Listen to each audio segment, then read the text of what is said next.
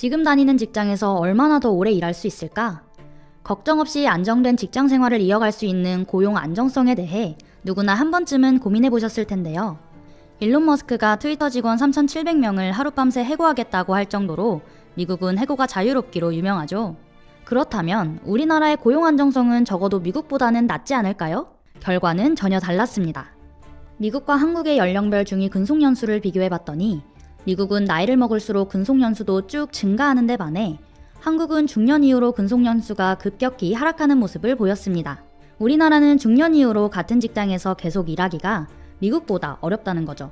이런 우리나라 중장년층의 고용 불안정성은 세계적으로도 매우 높은 수준이라고 하는데 왜 그런 걸까요? 우리나라에서 중장년층 고용 불안정이 높은 이유는 표면적으로는 비정규직 비중이 높기 때문입니다. OECD 국가들 중에서도 임시직 고용 비중이 굉장히 높은 편이고요. 특히 중장년층의 임시직 고용 비중은 단연 높은 편입니다. 하지만 조금 더 자세하게 들여다보면은 우리나라 중장년층 고용 불안정성은 정규직 채용 수요가 부족하기 때문이라는 걸 알 수가 있는데요. 어떠한 이유로든지 한번 정규직에서 이탈하게 되면은 다시 정규직으로 취업하기가 어렵기 때문에 고용 불안정성이 높아지고 있다. 이렇게 말씀드릴 수 있겠습니다. 그렇다면 기업은 왜 중장년층을 정규직으로 뽑지 않는 걸까요? 단지 고용주가 나이 많은 사람을 싫어해서? 그것만으로는 우리나라만 유독 중장년층에서 비정규직이 많은 이유를 설명할 수는 없죠.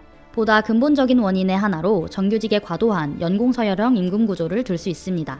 우리나라의 경우 연차가 쌓일수록 임금이 상승하는데요. 다른 나라와 비교해도 그 상승폭이 매우 높은 수준입니다. 근속연수에 따라 임금이 급격하게 올라가니 기업 입장에서는 임금 부담이 큰 중장년층의 조기 퇴직을 유도하려는 경향이 강해지죠. 정규직을 보호하는 분위기가 강한 우리 사회에서 역설적으로 새로운 정규직 일자리가 충분히 창출되기 어렵기 때문에 일자리를 잃은 중장년층은 어쩔 수 없이 고용 불안정성이 큰 비정규직에 취업하게 되는 것입니다. 이렇게 정규직 채용 수요가 부족한 상황에서는 노동시장 이중 구조가 나타나게 되는데요.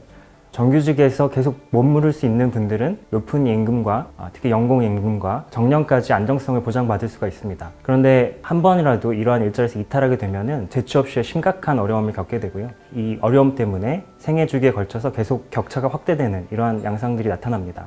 이처럼 노동시장 이중 구조는 사회 불평등을 야기할 뿐만 아니라 경제적 관점에서도 문제가 되는데요. 인력 재배치를 억제하고 경제 역동성을 저해하는 측면이 있습니다. 또한 여성의 경우 출산과 육아로 인해 남성보다 훨씬 이른 30대 후반부터 조기퇴직이 나타나는데요. 대다수의 여성들이 육아휴직 등 제도를 사용하기 어려운 상황에서 경력 단절로 인한 불안 때문에 출산을 주저하게 되고 이는 저출산을 초래하는 원인 중 하나로 이어지게 됩니다.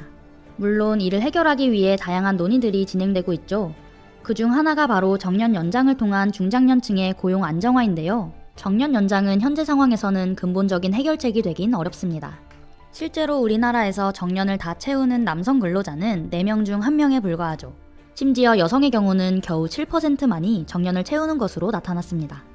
정년 연장이 소수에게는 혜택으로 작용할 수 있겠지만 나머지 다수에게는 오히려 조기 퇴직을 촉진하는 부작용으로 이어질 수도 있습니다. 세계적으로 높은 수준인 조기 퇴직, 경력 단절을 완화하기 위해서 또 향후 다가올 급격한 인구 고령화에 대응하고 저출산 현상을 완화하기 위해서 노동시장 구조개혁은 지금 피할 수 없는 과제입니다. 무엇보다도 제도의 힘보다는 시장의 힘에 의한 고용 안정성을 확대해 나갈 필요가 있습니다. 구체적으로 정규직 임금의 연공성을 완화할 필요가 있는데요. 공공부문의 선도적인 역할이 중요한 상황입니다. 생산성이 빠르게 증가하는 일정한 기간 이후로는 직무와 성과에 의한 임금 상승이 이루어지도록 할 필요가 있습니다. 또한 노동시장의 이중구조를 완화하기 위해서 정규직과 비정규직의 고용보호 수준을 조정할 필요가 있습니다. 정규직은 해고에 관한 예측 가능성을 높이는 점진적 개혁을 통해 채용을 확대하고 비정규직의 경우 지나치게 낮은 계약 종료의 비용을 상향해서 고용의 지속 내지 정규직 전환을 유도해야 합니다. 이와 함께 고용 안정성을 위해 여전히 광범위한 고용보험 사각지대를 해소하고 구직활동 지원의 실효성을 제고하여 고용 안정망을 더욱 강화해야 하는데요. 이렇듯 노동시장의 이중구조를 완화하고 제도 전반을 정비해 나가기 위해 사회적 논의가 필요한 시점으로 보입니다.